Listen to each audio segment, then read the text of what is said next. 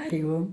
బలమెవ్వడు కరిబ్రోవను, బలమెవ్వడు పాండుసుతుల భార్యను గావన్, బలమెవ్వడు రవిసుతునకు, బలమెవ్వడు నాకు నీవు బలమవు కృష్ణ.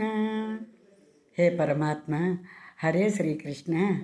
ఇక్కడ శ్రీకృష్ణ పరమాత్ముడు ఎవరెవరిని ఏ విధంగా ఆయన యొక్క బలాన్ని ఆ భక్తులకు ఇచ్చి కాపాడాడు అన్నదానికి కరిరాజుని అంటే ఏనుగుని మొసలి ఆమె పట్టుకుని వాళ్ళు యుద్ధం చేసుకునే సమయప్పుడు ఏనుగుని కాపాడినటువంటి బలాన్ని ఇచ్చాడు శ్రీకృష్ణ పరమాత్ముడు.